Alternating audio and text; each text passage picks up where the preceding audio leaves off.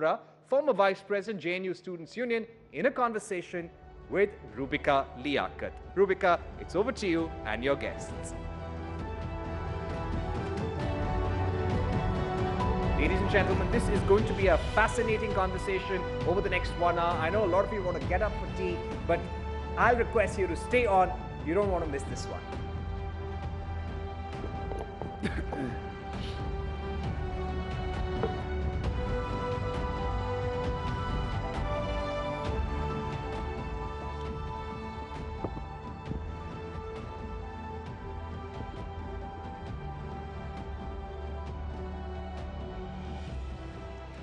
आप सभी का एक बार फिर से बहुत बहुत स्वागत है। नया कश्मीर, न्यू इंडिया। अगले आधे घंटे इस नए कश्मीर की गवाही कोई और नहीं, उसी ज़मीन की पैदाइश, उसी ज़मीन पर पली बड़ी ये 3 खूबसूरत शख्सियतें आपको देने वाली हैं। शुरुआत में आमिर भाई आपसे करने वाली हूँ। अल्हम्दुलिल्लाह आप वहाँ से यहाँ आए हैं और ज़िंदगी के सबसे बदतर मुकाम से लेकर अब सबसे बेहतरीन मुकाम तक पहुँच चुके हैं। क्या सच में कश्मीर बदल गया है? बिल्कुल मैम, बिल्कुल, इसमें कोई शक नहीं है। बहुत सारे चेंजेस आए हैं, क्योंकि मैं छोटा था और 1997 में मुझे जो है एक्सीडेंट हुआ सो मिल के साथ। लेकिन उसके बाद जो मैंने देखा कश्मीर में और हाल ही में, जैसे कि बहुत सारे चेंजेस, जैसे हमारे पीएम आए और बहुत सारे चेंजेस आए, और जिसमें कि मुझे सबसे बड़ा अच्छा एक हेल्थ कार्ड, वो मुझे बहुत अच्छा लगा। Health card? जी मैम, हेल्थ कार्ड। और न जाने कितने की लोगों की ज़िंदगी बच गई, और उनमें से हम भी हैं, और हालांकि हमारी फैमिली से भी एक उसमें बिलोंग करते हैं, और मैं अपने पीएम को सलाम करता हूँ इस पर। प्रधानमंत्री नरेंद्र मोदी को आप उस कार्ड के लिए सलाम करते हैं? जी मैम, बिल्कुल। क्या 370 हटाने के लिए भी सलाम करते हैं? मैं बिल्कुल, बहुत सारे चेंजेस आए, क्योंकि मैं खासकर हमारे गांव में बिजली नहीं थी, तो जो मैं देख रहा था, क्योंकि 370 के बाद हमारे गांव में भी बिजली, हालांकि आज पावर रहता है, और उसके लिए भी मैं थैंक यू कहना चाहता हूँ हमारे पीएम सर को। 100% बिजली जो है वो कश्मीर के गांव-गांव तक पहुंच चुकी है। मैं दर्शकों को एक बार ये बता देना चाहती हूँ।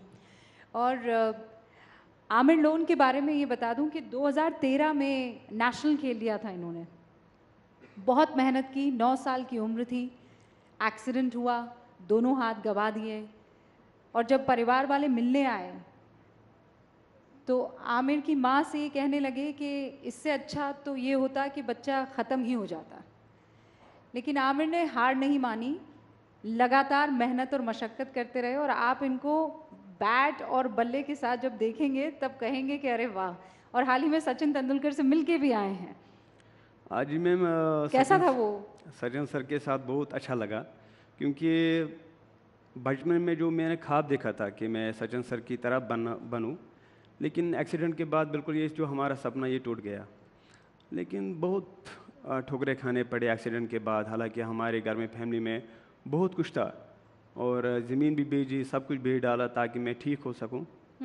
और फिर लोगों ने मेरे माँ बाप को कहा कि आपके पास इतना पैसा जो है आपने वेस्ट किया, इसको आपने क्यों बचाया, और इसके पास दोनों हाथ ही नहीं रहे।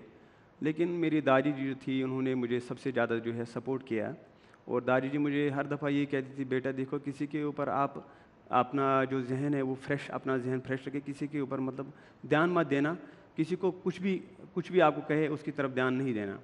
और बाद में मैंने मैम क्रिकेट जो आया मेरी ज़िंदगी में फिर से, वो एक हमारे घर में टेलीविज़न नहीं था, और दूसरे के घर में टेलीविज़न देखने के लिए गया, तो उन्होंने अपना टीवी ऑफ किया, मुझे कहा कि आप यहाँ से निकल जाओ। और जैसे मैं निकला, उस वक्त सचिन सर खेल रहे थे, और फिर मैं ये आया कि मैं कहाँ से देखूँ ये क्रिकेट मैच, और पीछे उनकी खिड़की थी, और उस सुराग के बीच में से मैं सचिन सर को देख रहा था। और जैसे ही मैंने पूरा मैच देखा, फिर मैं घर गया और सोच रहा हूँ कि ये क्रिकेट मैं खेलना चाहता हूँ, और कैसे खेलूँ, हाथ नहीं है। लेकिन मैंने दादी जी को कहा, दादी जी आप मुझे गेंद फेंकिए, और दादी जी को बिल्कुल गेंद नहीं आती थी, तो उन्होंने गेंद उठाई और बॉलिंग करने लगी, और मैंने बिल्चा उठाया, यहाँ अपने नेक और शोल्डर के दरमियान बिल्चा उठाया, और वहीं जाता था मैं खेलने के लिए। नहीं नहीं, ऐसे नहीं चलेगा, वो करके आपको दिखाना होगा। हाँ, बल्ला बिल्कुल। लाया जाए भाई, बल्ला है हमारे पास?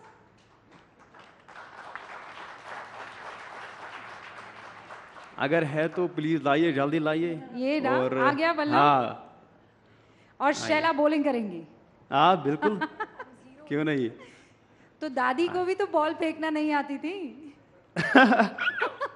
चलिए फेंकिए, चलो। पर छक्का नहीं मारना है नहीं हमें। नहीं, छक्का तो वैसे भी नहीं जाता है, तो कोशिश करेंगे। ओके, अरे वाह। हो गया? ये मैं- ये तो ये बंद है मैम, ये बंद है, ये बंद, ये बंद। ये इसको पीछे हाँ, कर। अच्छा ठीक है, ठीक है। हाँ, ये पकड़ो बल्ला।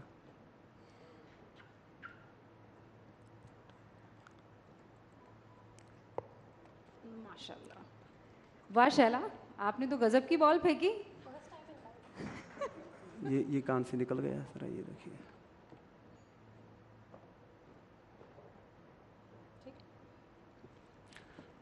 तो ऐसे आपने बैटिंग शुरू कर जी दी। मैम। फिर ये क्या कि मैं क्योंकि लोगों के दरमियान मैं खेल नहीं सकता था, क्योंकि इसलिए ताकि जिन बच्चों के साथ मैं खेलता था, और जब मैं उनके पास जाता था वो इस चीज़ को फिर मुझे रिजेक्ट करते थे कि हाथ नहीं है, ये कैसे खेलेगा। लेकिन ये था कि मैं ख्वाब था कि मैं सचिन सर की तरह बनूं, और इसके लिए फिर मैंने बहुत मेहनत की। हालांकि मैं ज़्यादा मैच जो मैं खेलता हूँ वो लेदर को खेलता हूँ ज़्यादा, हेलमेट लगा के, और बल्कि मुझे कोई मुश्किलात नहीं आती है खेलने में। फिर मैंने बल्लेबाजी सीखी, खुद सीखी, फिर उसके बाद मैंने गेंदबाजी सीखी, और हाल ही में मैं ISPL में एक मैच में मैं सचिन सर की तरह उन्होंने मुझे इनवाइट किया था, और अभी मैंने जब मिले थे आप उसके बाद? हाँ जी नहीं मैम। तो आपने कभी सपने में सोचा था कि सचिन जो हैं वो कश्मीर की गलियों में बल्ला चलाएंगे? कश्मीर की गलियों में? मैम नहीं, ऐसा नहीं सोचा था, क्योंकि ये था कि क्योंकि ये अपनी ज़िंदगी में कभी भी नहीं सोचा था मैंने कि सचिन सर हमारे कश्मीर में आएंगे।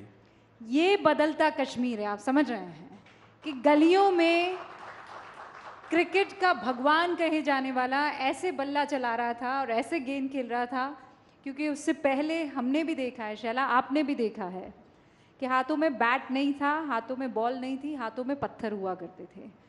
कश्मीर तो धीरे धीरे बदल रहा है, लोग कह रहे हैं शैला तो ऐसे बदल गई। शुक्रिया रूबिका। कई सारे लोग कह रहे हैं कि आप कैसे बदल गई, आपने तो यू टर्न ले लिया, आपने तो 180 डिग्री की पलटी मार ली। लेकिन दरअसल फैक्ट यही है, हकीकत यही है कि मैं नहीं बदली, कश्मीर बदला है। It's not I who has changed, it is things in Kashmir, it is the situation on ground that has changed. And I am only articulating that change. मैं सिर्फ उस change को acknowledge कर रही हूँ जो आप मेरी ज़बानी सुनेंगे। लेकिन आपने अभी देखा, आप खुद कश्मीर में थी, आपने देखा कि PM मोदी की जो रैली थी उसमें किस तरह से आम शहरी जो है वो कतारें लगाकर जो है वहाँ पे जा रहे थे। ये पहली बार ऐसा माहौल कि एक पॉलिटिशियन की रैली में जो है लोग खुद से जा रहे हों। देखिए, मैं ये नहीं कहूँगी, बहुत सारे लोग कहेंगे आपने तो जी पलटी मार ली, अब आप प्रो गवर्नमेंट हो गए हो। वो पॉइंट नहीं है, अभी भी बहुत सारे मसाइल हैं। मेरा जो मकसद है वो ये सिर्फ नहीं है कि हमें जो मरकज़ी हुकूमत है उसको मक्खन लगाना है, ऐसी कोई बात नहीं है। बहुत सारे मसाइल हैं जैसे बिजली के मसाइल हैं, पावर कट्स होते रहते हैं, बहुत सारे इश्यूज़ हैं, कैंडिडेट्स के मसाइल हैं। लेकिन the fact that these are our issues today, ये अपने आप में एक बहुत बड़ी बात है कि बिजली का मसला है, सड़क का मसला है। हालांकि बहुत सारा काम हो रहा है, सड़कें आपको नई दिखेंगी बनती हुई, आपको नए हाईवेज़ दिखेंगे बनते हुए, लेकिन ये अपने आप में एक बड़ा बदलाव है कि आज हमारे मसाइल ये हैं कि हमें पावर कट हो रहा है। आज हमारे मसाइल ये हैं कि हमें यहाँ पे जो है कहीं पे गड्ढा है, हमें उसको मैनहोल को फिल करना है। क्योंकि पहले अगर आप याद करें 10 साल पहले सिर्फ एक मसला होता था, आप वहाँ पे तशद्दुद देखते थे, वहाँ पे आज़ादी की मांग होती थी। आज पहली बार जो सिविक इश्यूज़ हैं वो सामने आए हैं। तो ये अपने शिकायत आप में एक अपनों से बदलाव होती है। बिल्कुल। तो लोगों की एक्सपेक्टेशंस होंगी, लोगों की शिकायतें होंगी। ऐसा नहीं है कि 24 घंटा जो है लोग मोदी मोदी करते रहेंगे, ऐसा कुछ नहीं है। लोग शिकायत भी करेंगे, लेकिन शिकायत अपनी हुकूमत से कर रहे हैं, शिकायत अपनी हुकूमत मान के, अपना मुल्क मान के उससे शिकायत कर रहे हैं। शैला, वो कौन सा पल था? क्योंकि मैं समझ सकती हूँ, आप JNU स्टूडेंट यूनियन के दरमियान हमने आपकी मुखालफत की मुखरता और प्रखरता देखी है, और तमाम तरीके की बातें, मतलब अगर पीछे आप जाएं तो, लेकिन और उस पूरे सोच के साथ आगे बढ़ना, और फिर ये हिम्मत लाना कि नहीं, अब तक जो सोच रहे थे या जिस बात के लिए लड़ रहे थे वो शायद हवा ही था, वो जब गुब्बारा फूटा तो नया कश्मीर निकला। ये वो पल कब था जब आपने डिसाइड किया बस शैला, अब वक्त आ गया है? मैं ये कहूँगी कि ये एक लंबा प्रोसेस था, एक एवोल्यूशन था, जहाँ पे इश्यूज़ को देखा। कोविड के दौरान जो है हमारी दुनिया मतलब एक सिरे से जो है बदल गई। तो उसके दौरान बहुत सारी ऐसी चीज़ें हुई जो मैंने देखा कि मुखालफत जो हम करते हैं कई बार इश्यूज़ पे करते हैं, और कई बार जो है बिना इशू के करते हैं। जैसे मास्क आ रही है तो अब मास्क की भी मुखालफत करनी है, वैक्सीन आ रही है तो वैक्सीन की भी मुखालफत करनी है, लॉकडाउन की मुखालफत करनी है। तो अगर आप ऐसे मुल्कों में देखें जहाँ पे लॉकडाउन नहीं लगा, वहाँ पे भी जो है लोगों ने हुकूमत की खिलाफ वर्जी की। जहाँ पे लॉकडाउन लगा वहाँ पे भी हुकूमत की खिलाफ वर्जी की। तो बहुत सारा जो हमारा ऑपोजिशन होता है वो क्योंकि एक बना हुआ होता है, कैंप्स बने हुए होते हैं, तो हुकूमत कुछ भी करे हमें उसके अगेंस्ट बोलना है। अब मेरा जो पर्सनल जैसे मैंने कई सारी चीज़ों की जो है, समझ लीजिए आधार की, बहुत सारी चीज़ों की जो है मुखालफत की थी। तो एक डिफरेंट थियोरी ऑफ चेंज है जो गवर्नमेंट लाना चाह रही थी। हम लोग एक डिफरेंट थियोरी ऑफ चेंज दे रहे थे। लेकिन गवर्नमेंट ने डेमोन्स्ट्रेट किया है पिछले 10 साल में। आप पिछले 10 साल पहले याद करें, कोई नहीं, हम लोग आधार नहीं बनवाना चाहते थे कि सर्वेलेंस है वगैरह है। आज हम सब लोग डिजी यात्रा यूज़ कर रहे हैं, डिजी लॉकर यूज़ कर रहे हैं, हम ज़ीरोधा पे अकाउंट बनाते हैं, स्टॉक मार्केट ट्रेडिंग करते हैं, तो उसमें भी जो है आधार के थ्रू ऑथेंटिकेशन होती अच्छा, है। अब तो इंटरनेट कट भी नहीं होता है। जी जी बिल्कुल।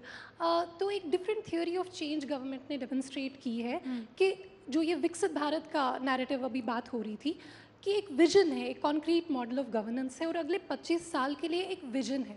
तो उस विजन के साथ चलने में, कभी कभी बड़ों की बात सुनने में कोई दिक्कत नहीं है, ठीक है, हम लोग we are young, we are restless, we are very political, लेकिन जितनी मेरी उम्र नहीं है उससे ज़्यादा मुझे लगता है प्रधानमंत्री मोदी का एक्सपीरियंस है ग्राउंड पे, उससे ज़्यादा उनका ग्राउंड वर्क है। तो उन्होंने भी अगर 370 हटाया और उसका एक अच्छा इम्पैक्ट रहा, वो मुझे लगता है वो हवा में नहीं, कहीं ना कहीं उन्होंने चीज़ें देखी थी और कहीं ना कहीं उन्होंने तय किया था कि ये एक मसला है जिसको रिजॉल्व करना है। 370 से भी पहले मेरा कश्मीर जाना हुआ है। जब 370 हटाई गई थी तब मैं उसके अगले दिन कश्मीर पहुंच गई थी। उसके बाद मेरा सिलसिला, जब पहली मर्तबा 15 अगस्त बनाया गया था तब भी मैं कश्मीर में थी। हाल फिलहाल में जब प्रधानमंत्री नरेंद्र मोदी 7 मार्च को गए थे, जहां नाजिम ने प्रधानमंत्री से बात की थी, तब भी मैं कश्मीर में थी। मतलब कश्मीर से मेरा नाता बिफोर एंड आफ्टर का भी रहा है। नाजिम, आपको तो PM ने दोस्त बना दिया, तो दोस्त बन गए आप, मतलब वो बेस्ट फ्रेंड। हाँ, बेस्ट फ्रेंड कह दिया आपको। कैसे बनाया आपने बेस्ट फ्रेंड उनको? जी मैम, अगर मैं बात करूँ हमारे कश्मीर में 2018 में मैंने बहुत सारा सफ़र किया है। 2018 में मेरी जर्नी स्टार्ट हुई, वहाँ उस टाइम पे मार्केट ओपन ही नहीं होता था, इंटरनेट शटडाउन्स थे।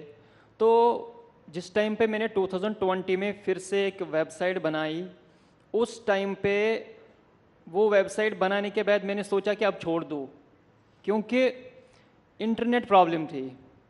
मैंने 5 कनेक्शन अपने घर पे लगवाए, प्राइवेट एक कनेक्शन, जियो का एक, एयरटेल का एक, BSNL का एक, कि कौन सा चले, चलता तो कोई नहीं था। तो उसके बाद जब चेंज आई, उसके बाद मैंने देखा हमारी वेबसाइट दौड़ने लगी। कभी भी वो वेबसाइट फिर रुकी नहीं, तब से आज तक वो चलती रही और आज तक वो प्रोसेस करती रही, वो ग्रोथ ऊपर हो गई।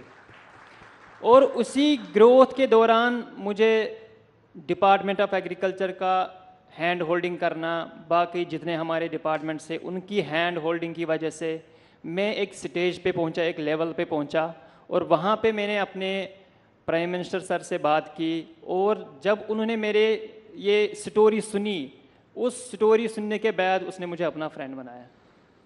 अच्छा, वो उसी भाषण में जहाँ एड्रेस हो रही थी उनकी रैली, को वो जब एड्रेस कर रहे थे, तब उन्होंने कहा था कि मैं यहाँ दिल्ली से कश्मीर की दूरी और दिल की दूरी दोनों दूर करने आया हूँ। तो वो आपकी दूरी आज आपको महसूस होता है कि ख़त्म हो गई है? नहीं नहीं, बिल्कुल दूरी तो दूर हो गई, क्योंकि आमिर भाई ने बात की हेल्थ कार्ड की, तो मैं अगर उस पर बोलूँगा कि रिसेंटली मुझे भी एक छोटी मोटी सर्जरी थी, मैंने वो हेल्थ कार्ड यूज़ किया, मैंने बेनिफिट लिया। कश्मीर में आप एक एक बंदा देखोगे जिसके पास वो हेल्थ कार्ड नहीं है, किसी न किसी को 20,000, 30,000, 5,000, 10,000 बेनिफिट पहुँचे हैं। तो आज थिंग्स आर चेंज्ड। अच्छा नाज़िम, एक बात बताइए मुझे, ये 370 आपके दिल के इतना करीब क्यों था?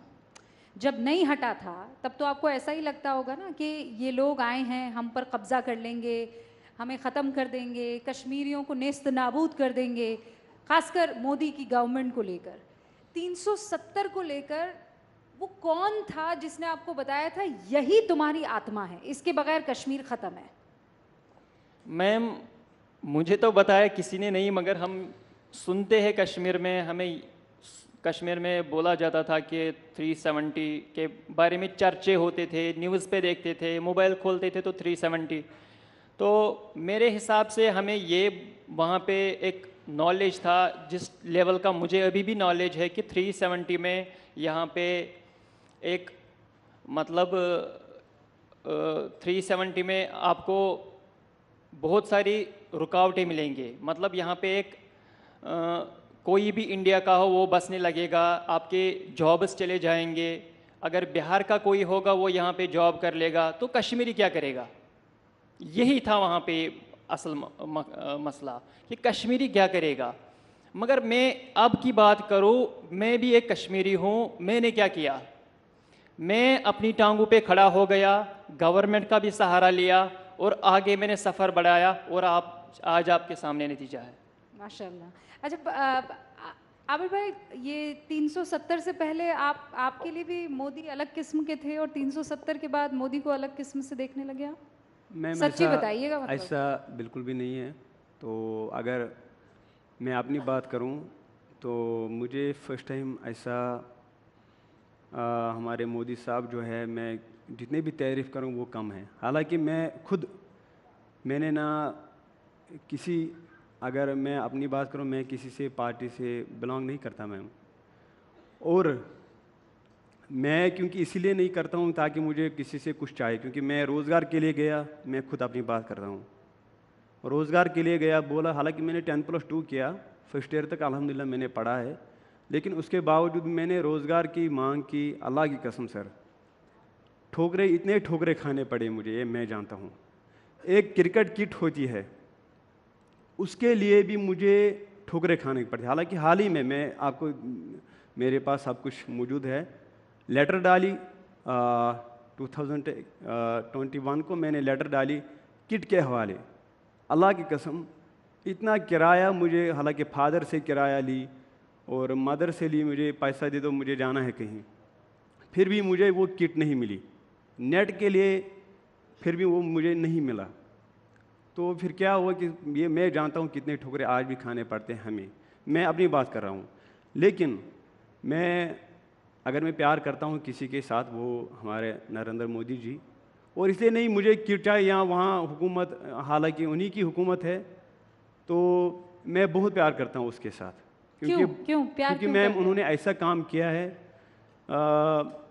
वो तारीफ़ के काबिल है, ये मैं समझता हूँ। बहुत सारे ऐसे काम हैं जो उन्होंने किए हैं। तो क्योंकि मैं हर एक किसी के पास गया, जो हमारी पिछली हुकूमत थी उनके पास भी गया, जब उनकी हुकूमत थी उनके पास भी गया। अल्लाह की कसम, इतने ठोकरे खाने पड़े सर, ये मैं जानता हूँ। एक क्रिकेट किट के लिए, गेंद के लिए मैं तरस रहा था, वो भी उन्होंने नहीं दी। ये मैं जानता हूँ मैं कैसे गेंदबाजी करता हूँ। अब आपके पास वो किट है, आ गई है? हाँ बिल्कुल मैम, भी है मेरे पास, किसी ने नहीं दी। वो यहाँ की दिल्ली का अल्हम्दुलिल्लाह एक है जिन्होंने मुझे प्रोवाइड किया है, हाल ही में उन्होंने प्रोवाइड किया है मुझे।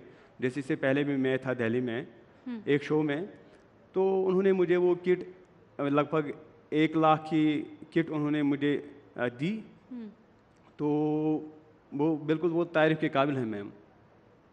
तो मैं क्योंकि अगर पीएम मोदी और उनकी सरकार और बाकी तमाम लोग इस वक्त आपको सुन रहे हैं तो आप उनसे क्या कहना चाहेंगे? आप कह रहे 370 के बाद चीज़ें बेहतर हुई हैं, लेकिन अभी भी बहुत सी चीज़ें हैं जिन पर हमें चलना ज़रूरी है। जी मैम, ये मेरी जहाँ तक मेरी बात है, मैं तो अपनी बात को मैं रिजेक्ट करता हूँ, क्योंकि जो बच्चे हैं वहाँ के, जो वहाँ के बच्चे हैं जो क्रिकेट खेल रहे हैं, जिनको अभी तक कोई मुकाम, जो हर कोई का ख्वाब होता है मैं अपने देश के लिए कुछ करूं, लेकिन अभी भी वहाँ के बच्चे अभी पीछे पीछे हैं, पीछे पीछे। वो क्यों है? क्योंकि कुछ लोग हैं जो उन बच्चों को अभी भी रोक रहे हैं। और मैं अपनी मोदी सर को ये कहना चाहता हूँ कि प्लीज़ इस पर आप थोड़ा ध्यान दीजिए, क्योंकि जो टैलेंट है वो ज़ाया हो रहा है हमारे जम्मू कश्मीर में। क्या 370 हटने के बाद चेंजेस आए हैं कि ये बिल्कुल बदस्तूर वैसा का वैसा चल रहा है, कोई बदलाव नहीं आया है? मुझे लगता है मैम अभी भी वैसा ही चल रहा है, वैसा ही चल रहा है जैसे पहले चल रहा था, वैसे ही चल रहा था। क्योंकि यहाँ तो हमारे जो नरेंद्र मोदी जी, यहाँ तो उसके पास उतनी जानकारी नहीं आती है। तो जितना मुझे मालूम है, मतलब मैं ग्राउंड लेवल से, मैं छोटे गांव से बिलोंग करता हूँ। मतलब आप बोल रहे हैं क्रिकेट ग्राउंड्स वगैरह को लेकर? वो भी ज़रूरी है और बाकी जितने काम है वो भी ज़रूरी है। जिस गांव में मैं रहता हूँ वहाँ की, जहाँ मेरी गली गुजरती है, अल्लाह की कसम, जो सचिन सर वहीं आ रहे थे हमारे गांव में ही, लेकिन वहाँ सड़क खराब थी तो इसलिए वहाँ नहीं आ पाया। तो जैसा शैला कह रही है कि एक वो टाइम था जब आज़ादी की मांगें उठती थी कि हमारे कश्मीर को अकेला छोड़ दो, और आज वो टाइम है जब हम सड़क, बिजली, पानी, बाकी दूसरी फैसिलिटीज़ की बात कर रहे हैं। ये आप मानते हैं कि बड़ा चेंज है? बिल्कुल, मैं बहुत बड़ा, देखो क्योंकि इससे पहले आप जैसे, नाजिम जैसे जो तमाम युवा थे, उनके हाथों में पत्थर हुआ करता था। अगर नहीं भी होता तो मन में गुस्सा, एक रोष था। क्या वो गुस्सा समाप्त हुआ है, ख़त्म हुआ है? मैम वहाँ मैं समझता हूँ वहाँ के जो लोग हैं, बहुत लोग हैं, मेरे ख्याल से 55% अभी लोग हैं जो मोदी साहब के साथ बहुत प्यार करते हैं। ये मैं जानता हूँ। बहुत चेंजेस आए, ऐसा नहीं चेंजेस नहीं आए, बहुत चेंजेस आए हैं, लेकिन बस और अगर और भी नज़र रखेंगे वो बहुत सबसे बड़ी बात रहेगी। चला, कुल मिलाकर थोड़ा हुआ है, बहुत से की ज़रूरत है। लेकिन उसके लिए कौन सी वो पहली चीज़ है जो अब हो जानी चाहिए और अब तक नहीं हुई है? जी, आई थिंक डिस्कशन बिल्कुल सही लाइन पे जा रहा है। जहाँ पे भी मैं जाती हूँ, मैंने वहाँ पे युवाओं के साथ, महिलाओं के साथ बहुत इंटरेक्शन किया अभी रिसेंटली, और सब जगह यही बात सुनने को मिली कि मैम ये स्कीम बहुत अच्छा है। लखपति दीदियों से मैंने बात की, जो गोल्डन कार्ड वाले बेनिफिशरीज़ हैं उनसे बात की, और सब लोगों का यही कहना है कि बहुत अच्छा हो रहा है और ऐसे ही और अच्छी स्कीम्स आनी चाहिए। So Kashmir is becoming aspirational now. पहले इस तरह की डिमांड उठाना कि सड़क ठीक नहीं है या स्कीम आनी चाहिए, इसको माना जाता था कि आप गद्दार हैं, इसको गद्दारी माना जाता था। आज हम लोग ये डिमांड्स उठा रहे हैं, लाभार्थी बोल रहे हैं कि ये बहुत अच्छी स्कीम है, हमें और अच्छी स्कीम चाहिए मरकज़ी हुकूमत से। पहली बात ये। दूसरी बात जो आपने कहा कि अब क्या और होना चाहिए, मेरे ख्याल में जिस तरह से मैं देखती हूँ चीज़ों को, तो जो विकसित भारत का एक विजन है, विकसित भारत, हमें 2047 हमारी आज़ादी को 100 साल हो जाएंगे, तो उस विकसित भारत के विजन में विकसित कश्मीर और विकसित जम्मू कश्मीर होना भी बहुत ज़रूरी है। उसके लिए जो मैं मानती हूँ सबसे इम्पॉर्टेंट चीज़ है वो है स्किल्स, क्योंकि हमारी लैंडलॉक्ड इकॉनमी है, कोई हमारे पास पोर्ट नहीं है, कुछ हमारे पास कोई आउटलेट नहीं है ट्रेड का। तो हमारी जो मतलब जो कश्मीर है हमारी सरज़मीन पर, जो एक चीज़ बहुत अच्छी चल सकती है वो है सर्विसेज सेक्टर। तो skills for women, skills for youth, and you know there are many prominent people sitting in this room right now and many people who are watching us, and I would invite them to come and invest in Kashmir, to come and invest in skill building, because we have some of the most talented workforce, but which needs grooming, which needs investment, which needs skill building. So I would say कि ये जो विकसित कश्मीर या विकसित जम्मू कश्मीर है, ये skills के basis पे ही बनेगा, क्योंकि landlocked economy, services sector, already मतलब जो इंडस्ट्रियल लैंड है, अगर आप जैसे फॉर एग्जांपल 6900 एकड़ अगर हैं लैंड के, तो उसमें जो 50% लैंड है वो अनयूजेबल है, 50 या 40% लैंड अनयूजेबल है, क्योंकि वो माउंटेनस है, वो रॉकी है। इसी तरह से जो लैंड होल्डिंग का साइज़ है वो बहुत स्मॉल है, तो जो आपका प्राइमरी और सेकेंडरी सेक्टर है, there is a limitation on how much that can grow, but there is absolutely no limit on how many skills we can. So if if this is being heard by the central government right now, I would say that that's the one area that needs focus. अच्छा, जिस तरीके से आप बात कर रही हैं, आप कश्मीर के लिए खूब सारी डिमांड्स जो हैं आप सामने रख रही हैं, लेकिन ये डिमांड ऐसे ही आप रखेंगी या चुनाव लड़ के रखने वाली हैं? मैं एक आम शहरी की हैसियत से बात कर रही हूँ, एंड यू कैन अभी कर रही हैं, पर अगली बार जब मैं आपको इनवाइट करूंगी तो आम शहरी की हैसियत से आएंगी या एमपी बन के आएंगी? इंशाल्लाह आपके मुंह में घी शक्कर, लेकिन अभी ऐसा कोई प्लान नहीं है. लेकिन मैं ये कहना चाहती हूँ कि you can think of me as a network repeater, you can just think of me as a something that wifi, जैसे वाईफाई का एम्पलीफायर होता है, आप वैसे समझ सकती हैं कि मैं ग्राउंड से आ रही हूँ, मैं कश्मीर में लोगों से बात करके आ रही हूँ, इंटरेक्ट करके आ रही हूँ. रोज़ों में आपने मेरे मुंह में घी शक्कर डाल ही दिया है, तो अब ये भी बता दीजिए कि एमपी किस पार्टी से बन के आ रही हैं? क्या शैला रशीद बीजेपी ज्वाइन करेंगी? देखिए, मैं फिर से वही बात कहूँगी कि this whole thing, it is not about me. मेरा जो ट्रांसफॉर्मेशन है, it's not really about me, it is about the transformation that is happening. आप शिकारा लेकर नहीं निकल सकती हैं, आपको मेरे सवाल का जवाब देना होगा. क्या शैला रशीद आने वाले दिनों में पॉलिटिक्स में पाई जा सकती हैं? See, there is no secret that I am political. I am a very political individual. मतलब I think मुझे कब से पॉलिटिक्स का कीड़ा था मुझे याद भी नहीं है, बचपन से ही I am very political. और कश्मीरी बच्चे वैसे भी पॉलिटिकल होते ही हैं, पॉलिटिकली बहुत अवेयर होते हैं, तो ये कोई अनोखी बात नहीं है कि मैं बहुत पॉलिटिकली आउटस्पोकन हूँ. कश्मीर में सब इसी तरह से पॉलिटिकली आउटस्पोकन है. लेकिन बात मेरी नहीं है कि मुझे क्या करना है, बात यह है कि सबको साथ में लेके चलना है, सबकी आवाज़ बन के चलना है. और वो मैं उसके लिए मेंबर ऑफ पार्लियामेंट बनना ज़रूरी नहीं है, वो आप एक आम शहरी के तौर पर भी, मैं अभी यहाँ पे बात रख रही हूँ, मैंने बिजली के मसाइल की बात की. तो पॉलिटिक्स में तो आप आएंगे, लेकिन दल में कमल होगा या एनसी है या पीडीपी है? अभी इस तरह का कुछ प्लान नहीं है. मैं सिर्फ एक आम शहरी की हैसियत से, और आप मुझ में वही देख सकती हैं जो आप एक कश्मीर के आम शहरी में आज देखेंगे. अच्छा, अभी क्विक सवाल, आपने मुझे जवाब तो दे ही दिया है, कुछ चीज़ें राज रहने दीजिए ताकि हमारे लिए हेडलाइंस का मौका आगे भी रहे.